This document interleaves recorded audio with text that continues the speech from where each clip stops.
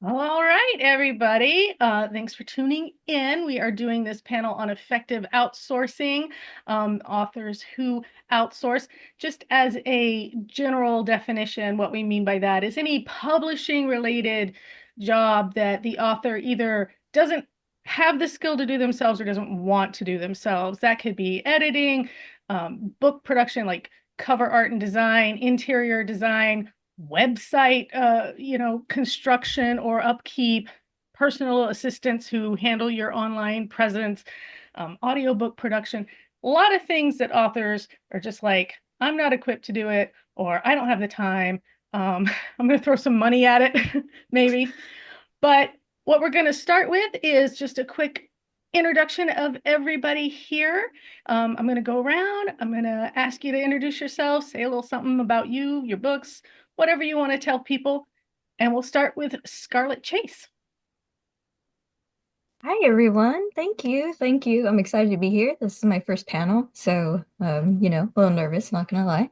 I'm technically still a baby author. I have only two solo books out. My debut is a standalone spicy rom-com, and my last release is book one of a duet, which is a kinky Why Choose rom-com. And I'm actually currently writing the sequel right now. So super excited about it. Very cool. All right, Chelsea C.M. Lockhart. Let us hear about you. Hi, if you guys have never seen me before, my name is Chelsea and I write books about Black girls who aren't all that nice. That is how most people recognize me on the internet. My name is Chelsea. I go by CM Lockhart and I do a lot of things. I'm a YouTuber, I'm a podcaster, but I'm also an author. I have several books out. Behind me is my first series, We Are the Origin, We Are Dying Gods, and the third book comes out later this year. And it's a fantasy trilogy about a group of assassins who have to work together to save the gods in their realm from destruction. I am also the contributing editor for Magic and the Melanin, a Black fantasy anthology. And I've done some other stuff too. I'm in like other anthologies and stuff. But the majority of my time is actually spent running the Melanin Library, which is an online database of books written by Black authors.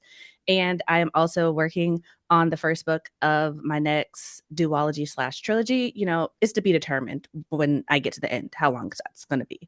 But yeah, a podcast is called Written in Melanin Podcast. YouTube channel is the same name. And I also started a book club recently called the DNF Book Club. And our first meeting is later this week. I guess later after you guys see it, it'll already be done. But on April 30th, last Wednesday of every other month. So that's what I do. Wow. Okay. So Mouthful. basically, there's nothing you don't do, is where we're at. That is awesome, though. Oh my God, where do you even find the time? Also, I was looking at your site and your books are gorgeous. And I am like, Thank you. I just added them to my list.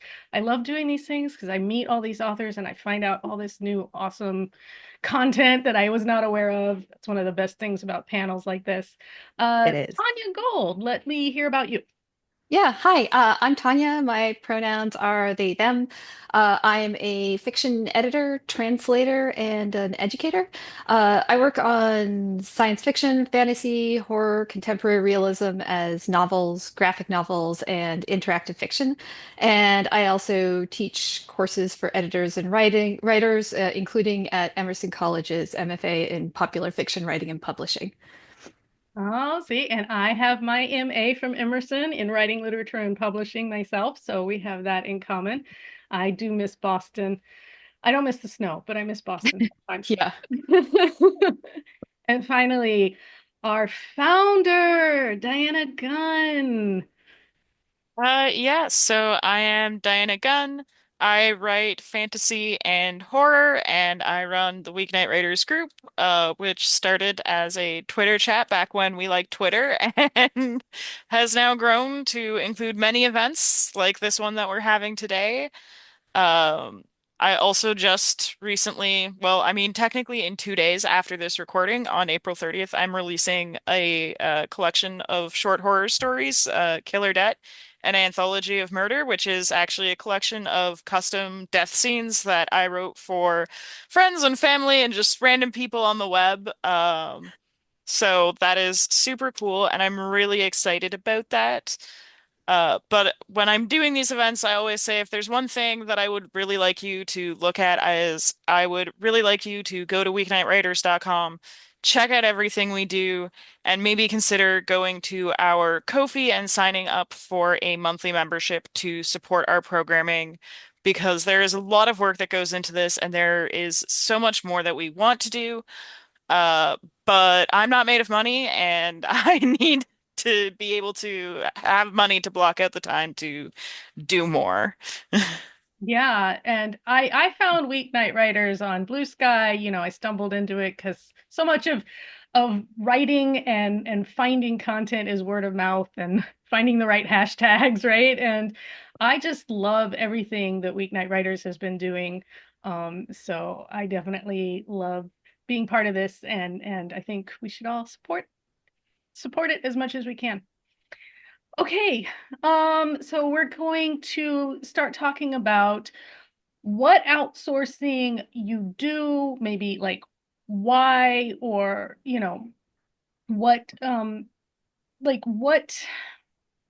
what items do you decide to take off your plate and put on somebody else's, basically.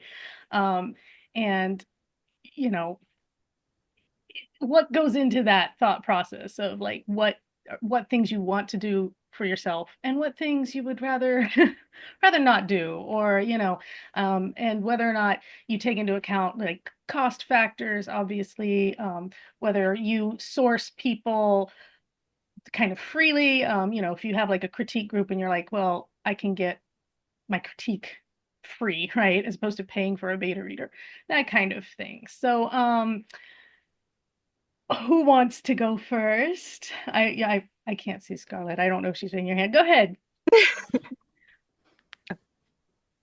Who are we talking to, me or Scarlett? Yeah, CM. Well, I saw your hand first, and then we'll go to Scarlett.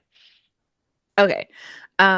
I would definitely say that as far as outsourcing goes, it starts with I don't want to do this. And that usually revolves around everything that isn't the actual writing. But like you said, cost factors do come into that. And the more you can do yourself, especially as an indie author, the more you can cut down your costs. And because you are the bank in the investment into your book, you want to be able to turn a profit as soon as possible. So you don't want to over invest in your book if there are things that you can do yourself, right? So for me, I usually make the decision of, can I actually do this on the level that I would like to do it? So for me, that's always cover art. Like, cover art is never on the table for me to do myself. That is beyond my capabilities, as they say. And I want to make it clear, especially since we're in like 2025, I don't subscribe to the AI art thing. So I'm like, I have to pay someone to do this, right? And so that's always for me top of the list. After that, my priority always goes to editing, because the cover sells the book, but the inside is what brings people back and what makes, fans. And so for me, I'm like, benefit of networking, meet people, right? I'm very fortunate in that I do have, like you mentioned, a critique group. I call them my author council, and they have a very unique set of skills, and we kind of all support each other in that way. So it's just like they're all editors, right? We all have professionally edited, but we're like, okay, we'll just swap work and we'll keep this like in-house for all of us. So that cuts down the cost, but us it also gets us professional level editing, but in a way that, okay, now we're closer to turning a profit, because especially developmental editing, that adds up really quickly, especially when you have a fantasy novel that's over 100,000 words. You start looking at like multiple thousands of dollars at times, right? So outsourcing that when I can, and then also anything that is like a skilled professional would be able to do this way better than I could. So for me, that's also things like audiobooks, because like I may have a nice voice on the internet, but I cannot narrate multiple voices with all of the in between and the scheduled breathing and making sure that's the right speed. That's a talent and a skill, and definitely outsourcing that as well. But something that I have kind of found is that for me, at least when it comes to outsourcing, it's like, what is the time investment in order for me to figure out how to do this myself? And is the time that I'm going to spend learning it going to be worth the amount of time I'm not going to be writing? And if it's something like, oh, figuring out how to, effectively use social media, it's like, yeah, the time is going to be worth it, because even if you can outsource that, a lot of places are still going to want you to make your own content, even if they're posting it for you. Right. And Yeah. so for me, it's kind of like, okay, we're going to learn that. We're going to learn how to format, because these software are expensive. And I already have an Adobe subscription because I do YouTube. Right. But on the flip side of that, it's like, when I have to do like large spreads, especially with like wraparound spreads, it's like, yeah, I'm just gonna pay my cover artist to do that. But that's kind of like my two cents on deciding whether or not you even need outsourcing. It's like, is it worth your time to spend learning it yourself? And if it's not, how can you most effectively spend your coins to find someone who can do it on the professional level that you would like it to be? Yeah. Very well said. Scarlett, did you have anything to add? Um, Not really. I Well, mean, I uh I come about it like what I can't do essentially mhm. as well. And I edit like self-edit, but then I do have editors that I work with when it comes to any and all art things, whether it's my book cover or whether it's like character art and all that good stuff. I have a go-to artist as well for that stuff because all I can do is like stick figures, all right? Ain't no one gonna want to do or see that and pay money for the stick figures. So yeah, that's something that I was like, there's no way I'll ever be able to do that. And then I actually recently finally bit the bullet and hired someone to help me with my website because there was stuff that like I was setting up my website shop, integrating book funnel to do ebook sales directly, and a whole bunch of other stuff. And I was like, oh yeah, I could totally like find some time and figure out how to do it myself. And then I just kept kicking that down the line and down the line. And like 6 months later, I'm like, I'm still nowhere near like being able to just research how to do this, let alone starting it. And I was like, this is not going to work. So I was like, you know what? I'm going to have to like get someone to do this for me. And luckily for me, I actually have a friend of mine from back in high school.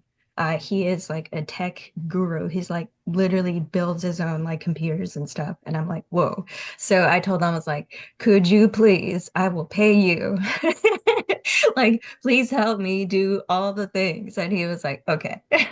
So yeah, he's been slowly working that out for me because he also like I mean it's not like I'm paying him enough to do like full-time stuff. Like he also has like other work as well. So slowly but surely we will get there. And yeah, it's that whole thing that CM said where it's like you have to figure out if it's worth the time and finding the time and taking away time from writing to figure out how to do something new.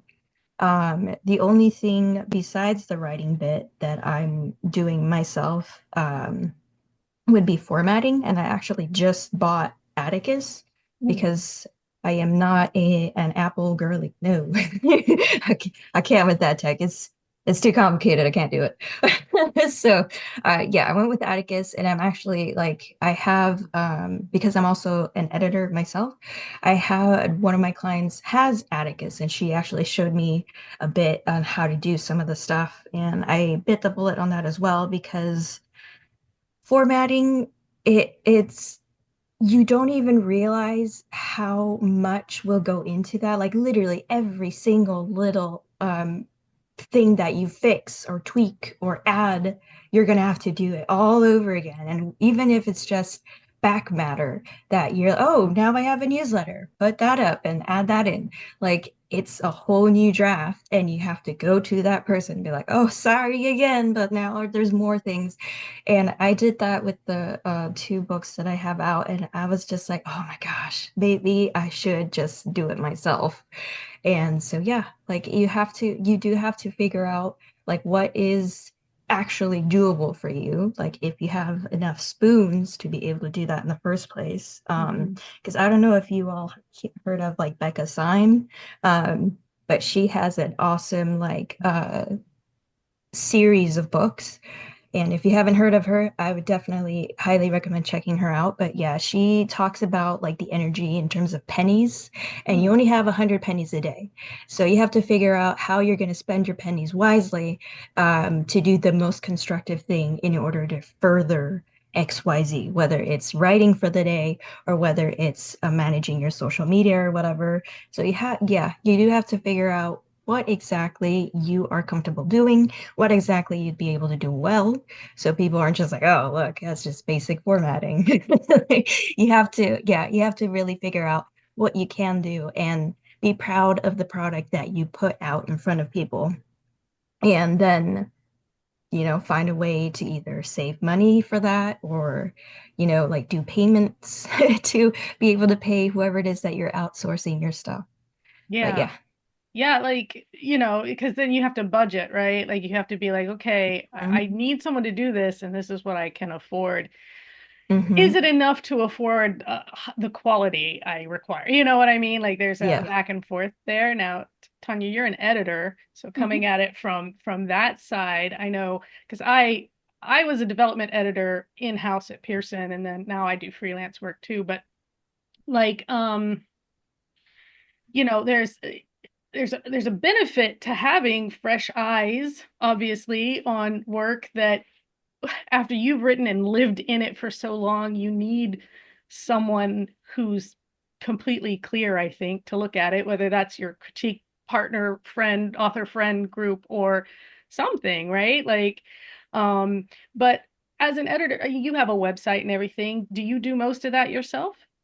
Yeah, I do. I actually love figuring these things out and puzzling out problems and learning new things. So I tend to be one for a DIY approach. So, but in my own work, when I'm, so I, uh, the books that I have published, those are my translations, and those go Mm. through traditional publishing, and so the editors are already taken care of. But like when I'm self-publishing my courses, those I hire an editor for that because I I tend to miss words when I'm typing and I Mm. don't catch them. But yeah, I don't feel like I can go without an editor myself, and there's everything else I can probably figure out. But then again, I'm also not doing covers, I'm not doing illustration. There's skills that I don't have and don't have the time to develop. Yeah, I mean, I definitely feel that way. Like Scott was saying, I stick figures. I could probably fake a little bit, but luckily my middle child is an artist. So a lot of times I'm like, can you, if I want character art, I go to them. They're like 16. I'm like, can you draw mom's characters for? But yeah, it's great when you have resources, friends, colleagues. Yeah. Um, that's so oh, and see, what I need now is a dictionary. But like, yeah, that is just valuable. There's the word. Dur. Diana, how about you? Like, what do you outsource? I know you're so busy just with weeknight writers and then all your own work. There's got to be some stuff you offload.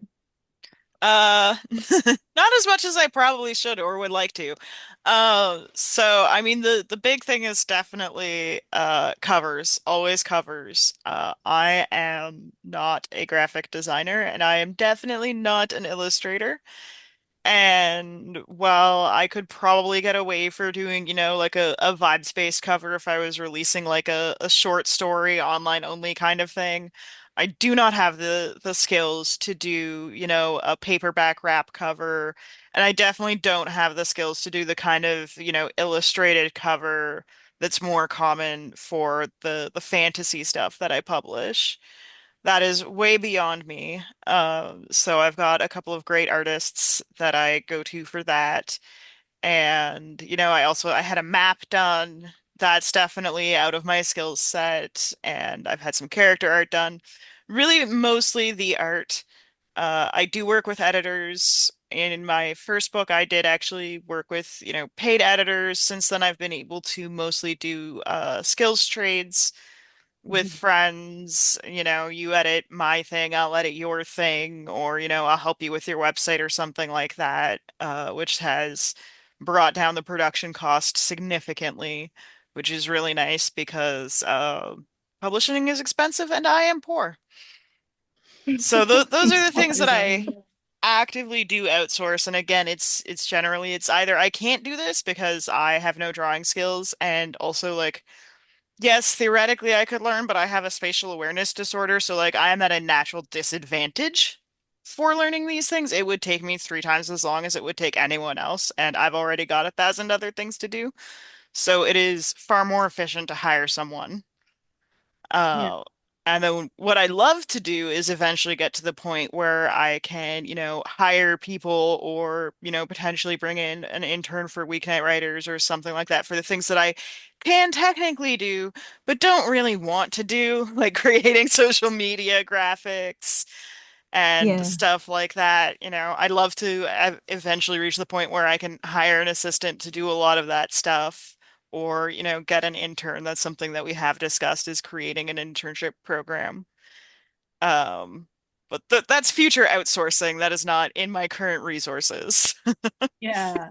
Yeah. Like that's a really interesting idea, like internship or, kind of skills, hey, do you want to learn a skill while, adding something to your resume as an intern, kind of thing. Like now we have good softwares, but then the cost of the software can be very expensive too, and you have to kind of trade off. I use Vellum for the interior of my books, and it continues to get better, but there for a while it was very limited. Your book was going to look like one of three ways, right? The inside of the book.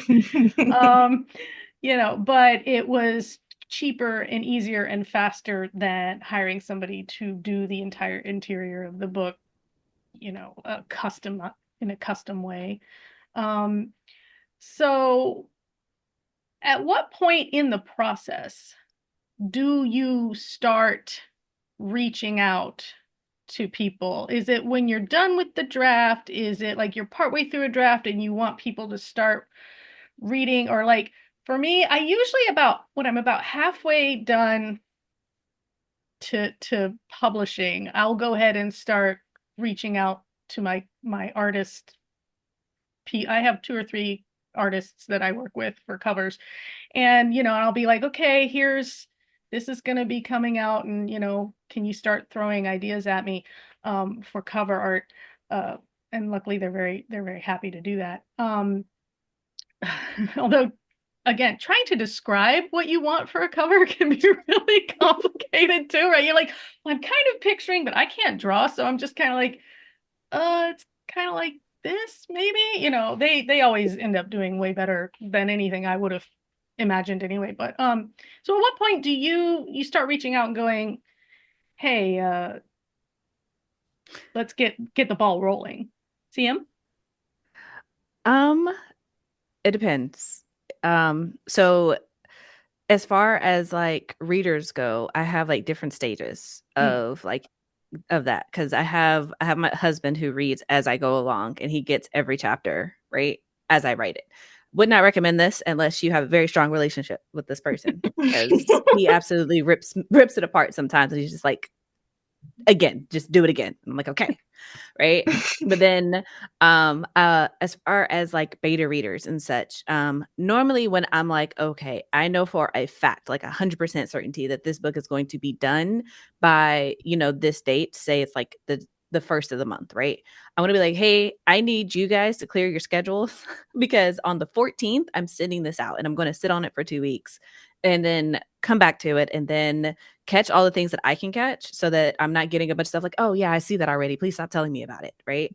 and then send it out to them and be like, hey, clear your schedules. It's coming to you. Please, you got 6 weeks. Have at it. Right. That's usually how I handle readers. But when it comes to artwork, I've handled it a couple of different ways. So initially, I found my first cover artist through like a mutual acquaintance, and I started talking to her before I ever finished the book. And when I did, she was one of my beta readers, and I just sent her the whole book. And I was like, I have no idea what I am doing. You are the visual artist. You read it and tell me what it should look like. And that worked out really well. I got the cover for We Are the Origin, and I'm like, okay, great, fantastic. But as I went forward and started working with different people, obviously that didn't work because the artists were not like, oh, I'm going to read your whole 100,000 plus word novel. And so I've learned that for me, at least, I have to wait until the book is completely done to fully understand, like, okay, these are the themes that I know for a fact are going to be in the book. These are the characters that I know for a fact are going into it. Because for me, I write series. And so characters that I know and am familiar with will not show up for another book. And I'll be like, yes, they have to be on the cover of the first one. And then they don't show up. And then I have to pay for another cover. And it's like, that was not wise. That was not a good way to spend money. I'm like, okay, I have cover art for when I'm ready, I guess. Right. Or character art. But I know that if I had to do it again from the beginning, I would start reaching out to artists from like maybe the 75% mark and start being like, hey, do you have time in your schedule? What is your pricing like? How long does it take you to do this? Do you take payment plans? Start getting a feel for it, especially if I had never done it before, because that's something that I kind of wish someone had told me in the beginning, is being like how to talk to a cover artist, how to reach out to them professionally, and how to present yourself so that you are getting a new price. Free game. Don't ever tell anyone that you've never done this before, because they will absolutely rip you off. Just throwing that out there. Just be like, hey, this is the cover for my first series, for the first book in this series. You don't have to tell them it's the first book you've ever written. So there you go. Yeah, throwing that out there. Yeah, no, and the other thing too, when they're making the cover, eventually they need to know the spine width, right? Like, here's something that people don't think about. I think about it because I worked in publishing, and I worked with the manufacturing department regularly, and they're like, well, what kind of paper is it? Because they need to know the thickness, because they need to know how many pages it's going to be, and the trim size, and so that when they make the cover, they know how big to make the spine. And you're like, if you're asked, you can ask for them to get started on the cover ahead of time, but they can't finalize it, obviously, until you know all those things, till you've done the interior and you're like, yes, it's going to be this kind of paper. It's going to be, this many pages. And for me, that kind of worked out only because, like I said, I have InDesign, and so I know how to do the interior and exterior formatting. So for my first series, I didn't have a wraparound cover. It was just a front and a back. And I was like, hey, just send me the spine with the I don't know what you call it, but kind of like the little graphic flex or whatever that you call it. I was like, send that to me separate, and then I can adjust the width of it myself.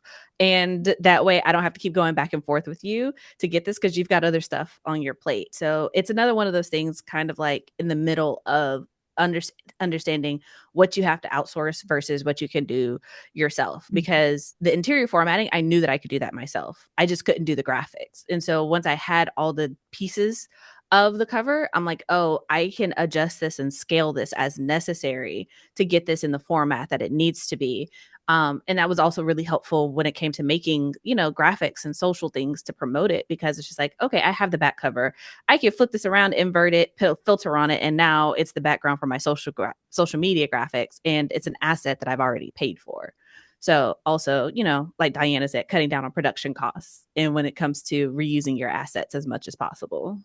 Yeah, that's true. Like that, once you have that art and that cover art, either, character art, cover art, put it everywhere, right? You paid for it, you might as well use it. Scarlett, what about you? When do you start thinking about your covers and your editors? Like, when do you start thinking, okay, I need somebody to start looking at these pages? Or Oh, girl, it depends. Like CM said, it depends. Like every book is different, honestly. In terms of, I'll go to the easier bit first. In terms of the covers, my artist that I work with, Wallflower Designs. She's fantastic. If you guys want to go take a gander at her work, she became one of my editing clients. So we actually are now like more chatty than we were when we first started. So I do like a lot of her pre-mades. So sometimes like I already have like pre-mades where like the book isn't going to be written for who knows how long, but that cover's there and it's done. That ebook cover is ready to go, right? So yeah, like with some, like I have that cover beforehand with the latest release.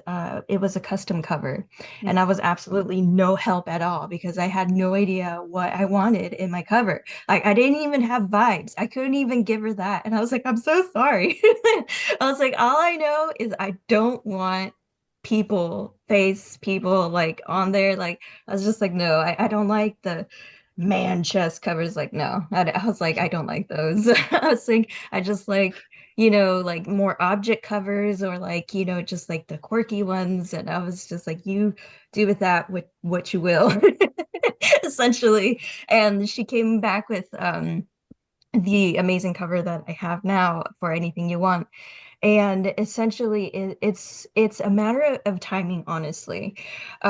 With that one, I did have a deadline and I did have a release date, and I was like, all right, so I'm gonna need this by this date. And I gave her the information and as much as I could give her so she could work with that.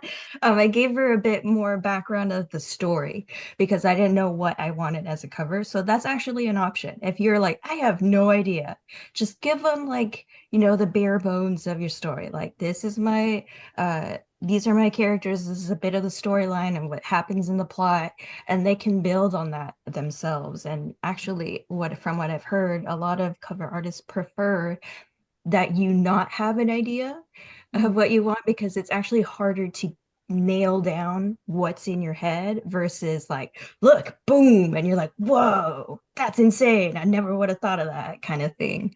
In terms of editing, say the same thing with the last release. I had a deadline which I absolutely hate with a passion, so I'm never doing that again. So from now on, I'm only going to talk to my editors once I finish my manuscript. Once it's 100% done, and I'm like, okay, now I'm going to talk to you because yeah, I am not a deadline person that actually hurts me. So so yeah, after I finish my manuscript is when I start talking to my editor about it and see where he can fit me because he is very like high in demand. So I'm like, all right, where can you fit me? Like, what's the earliest, and go from there. Once I get pinpointed down the date that he'll be able to start doing my edits, then I do my self edits and send the first, well, this is technically second draft by then, to my alpha readers. And I do that. I give them, depending on length, usually like 2 weeks to get through that. And while they're doing that, I go ahead and let my beta readers know like, hey, this is going to be coming to you soon.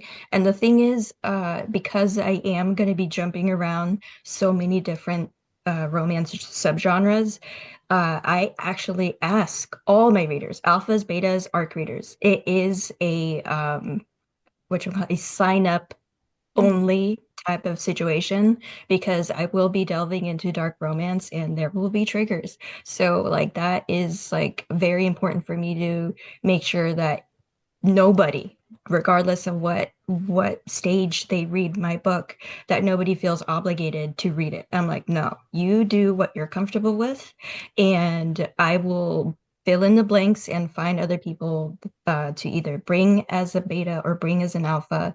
And yeah, so the alphas get 2 weeks. I tell my beta readers and let them know like it's gonna come up and who wants to read it.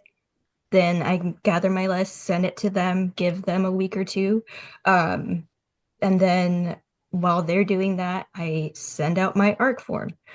And yeah, like at least a week or two out in advance when my beta readers have it, because that way, more people can see it. And you know how Facebook sometimes just doesn't send any notifications. And yeah, so I like bump it up and make sure people see it. And yeah, give them a week or two. And depending on the date of edits, beta readers will either get the copy that has only gotten through the first round of edits with my actual editor, or get it fully done with edits. It just depends on the timing, honestly. And I'm not really picky about it, and they aren't either, which is fantastic. So yeah, I try my best to give the ARC readers the fully edited version. Um, Yeah. so yeah, I do my best to do that. Yeah. Hopefully that Yeah. helps. So when you're doing the alpha readers beta, do you have like some kind of Google sign up sheet that you send out to people and you're like, are you interested? Like, how do you I'm honestly curious because like I know a lot of people use like Google Forms and stuff. They're like, okay, they'll post on Blue Sky or whatever, and they'll be like, I'm looking for readers, and if you're interested, come Yeah, sign up. Is that how you do it, Scarlett? I I was lucky to have enough people in my Facebook group when my latest release came out, because let's be honest, when my debut came, I didn't know poop from applesauce. I didn't know what I didn't know, and it was terrible. And I realized that I was like, wow, yeah, I didn't really think about what happens after you publish. So, so now with all that information, I was like, okay, my Facebook group was big enough for me to be like, hey, who did I see that reviewed my first book. That's the first thing that I looked at, like who actually reviewed the first book. And then from there I actually like messaged them or emailed them, because yeah, depending on how they got the copy, I would have had to send it straight to their email. Mm.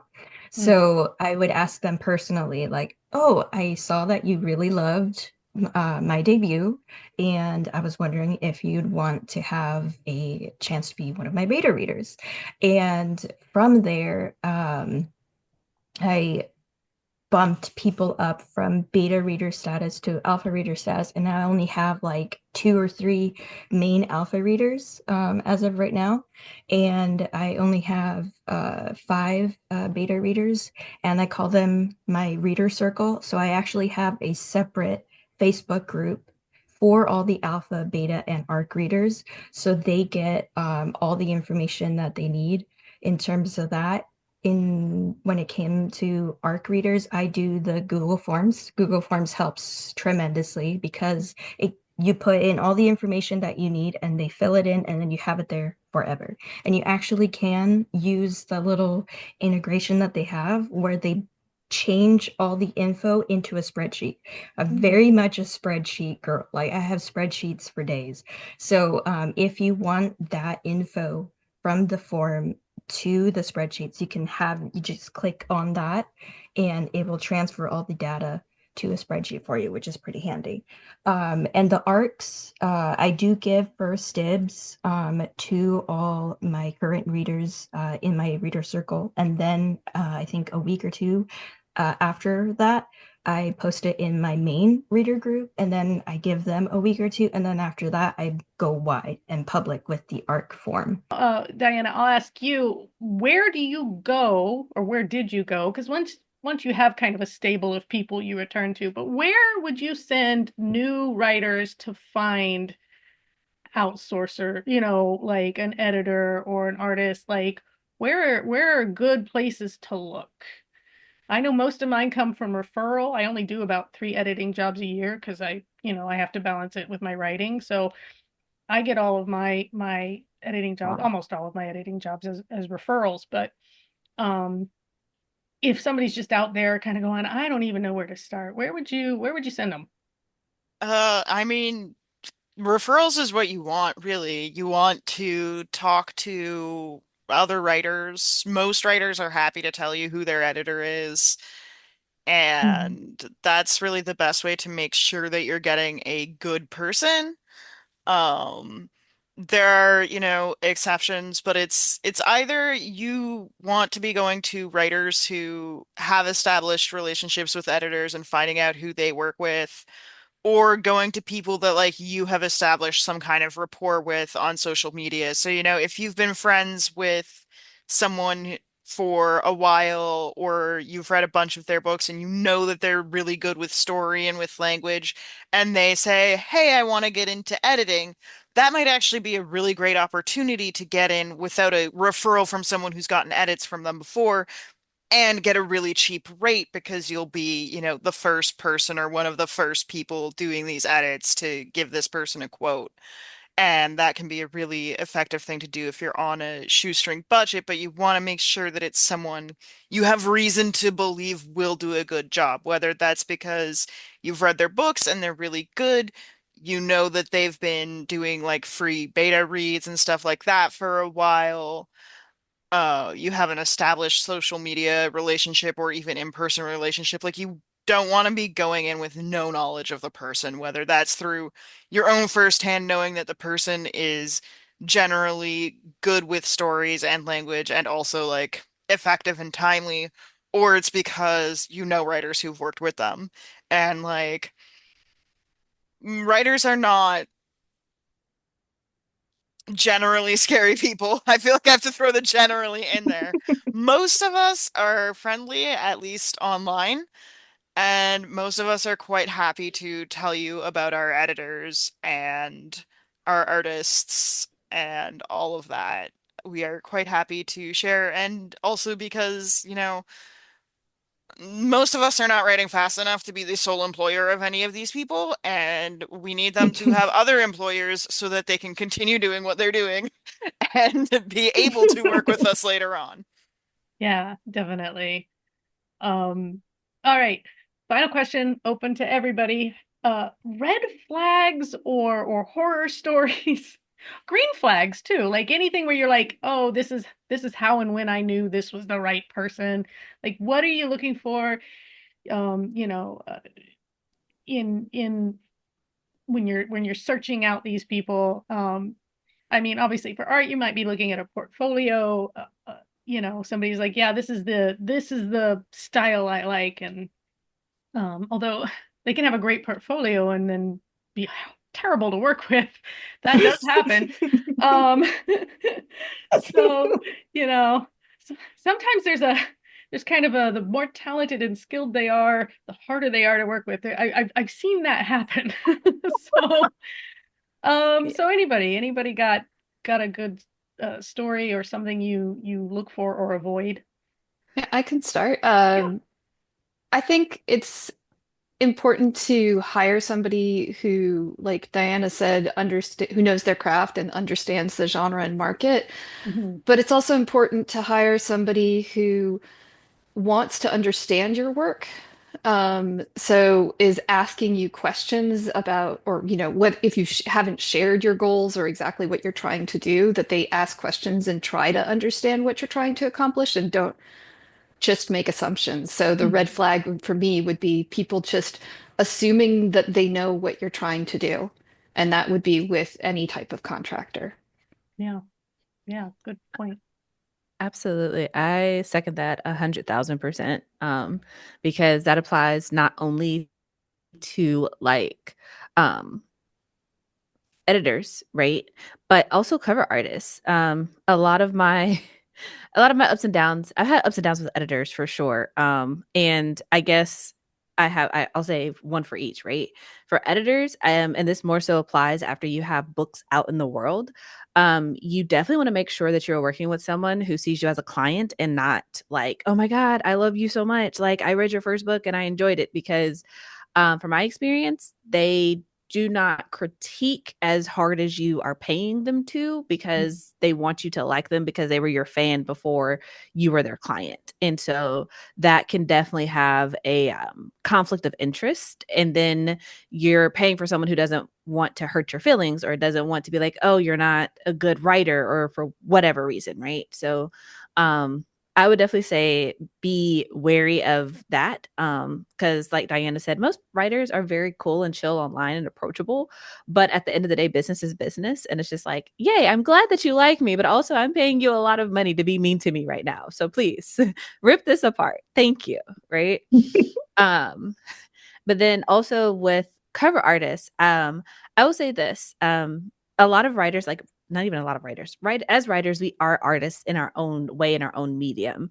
And working with someone in a different medium, you can run into communication problems, especially when for us, language is like our thing. And usually for visual artists, they're just like, I got it. And sometimes what you got and what they got are not the same got. You got to clarify that, right? And so for me, my big red flag that I have found as far as working with artists is communication. Like if you are reaching out to people, because I think earlier you asked like how do you find people? And I know for me, one of the things that I always do is I stalk Instagram. I stalk like artists on Blue Sky. They have a whole thread of artists that you can follow and they're posting all the time. I look for how frequently are you posting? How frequently are you putting your artwork out there? How frequently are you like practicing your craft? Because just like you wouldn't necessarily want to read a book from a writer who only writes one sentence a year, you kind of don't want art from someone who only sketches like twice a year before being like, yeah, I can charge you, $500-$600 for artwork, right? So I look for consistency, but then I also look for how long does it take you to get back to me if I send you a DM or an email? Because 9 times out of 10, that is going to be extremely indicative of how your communication with them back and forth, if you do decide to hire them, is going to go. If it takes them a week to get back to you, then it's probably going to take them 3 or 4 days when you send an email and you're like, hey, you said you're going to send me an update. I haven't seen the update. Where is it? Versus someone who's like monitoring their inbox and responding to you, even if it's like, hey, I see this, I need a little bit of time because I have a bunch of stuff, but I will get back to you. That's usually indicative of someone who is going to actually care about your project and what you're into. And then the other thing is also just looking at what people do, right? Because every editor isn't going to critique a romance, right? Every editor is not going to be good at a fantasy. Every editor is not going to be good at a thriller or a horror. So knowing and paying attention to like what genres they work in, because there are some people, especially in this economy and in 2025, who will be like, yes, I need a client actually to pay my bills. So I will do whatever you need me to do. Making sure that they can actually deliver on that. And then same thing with artists. If you see that they have a lot of like mixed media surrealism and you're looking for a purely like photo digital art type thing or an illustrated whatever, as much as you love what they have posted in their portfolio, might not be the person that you're looking for. And then my last thing is whether or not they have ever done a book before. Because generally speaking, especially price wise, especially if you're talking about working with a marginalized artist, a lot of them don't have book experience simply because it is a harder medium to break into with publishers. So, asking like, hey, do you understand what I'm asking you? Because getting cover art is very different from getting just straight up character art to just post online. There has to be white space, there has to be text, there has to be like a balance, it has to be readable. It's a little different. So asking that question as well, and anyone who's like, yeah, I can do that, but then send you a landscape image, probably did not understand the assignment. Right. Something that you're like, do you understand what a bleed is? And gotta be like, yeah, and for also sure. asking what program they design in, because if you don't have a program that can open up the files that they send you, especially if you are asking for the raw files, it doesn't really help you at the end of the day. Scarlett, what about you? All right. Well, I'll come at this from the writer bit and from the editor bit because I actually do both. And like in the same vein that Diana was talking about how to find your people, I found my editor just from reading other people's stuff. Like if you if just to help with that a little bit, if you have favorite indie authors and you're like, wow, like the edits are like really like clean, and you know you very rarely see any typos and that kind of bit, look at who their editors are. It's usually in the very, very front underneath the copyright, and that can help you find the editor. And in terms of how you how you click, that is very, very important besides the communication as well, because CM, yes, 100%. Like if you have no communication with someone from the very beginning, it's not a good sign that they're just going to get any better with that if you become their client. It's usually indicative that the way they operate from the beginning is just the way they're going to operate forever.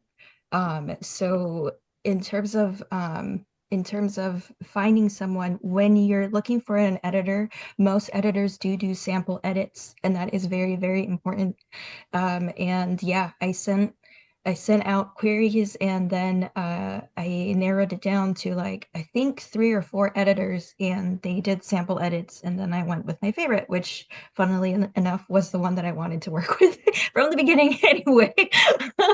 So yeah, the sample edits, like you have to make sure that it's not an editor that changes your voice, because that's not what they're there to do. Like they're oh my gosh, I do have like a bit of a horror story, I guess, or fad story, where there was someone who was trying to do edits for me, and she kept adding stuff that I did not. I was just like, no, like she would add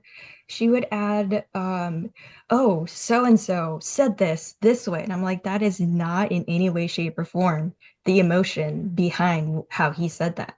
So yeah, you have to be really, really, I guess, picky, because like if someone's already doing that in a sample edit and they're already trying to like add things that don't go there, or change the way you structured something, or change your voice, just don't even go there. I Well, promise you can find someone else. I think you got to find editors who know the difference between editing and rewriting and understand that the rewriting part Yes. is the author's job, that, style and voice is the author, and you're supposed to immerse yourself in that, and anything you fix is supposed to be, well, usually you're just calling it out. You're not fixing it. You let them fix Yeah. it. But like it's a skill,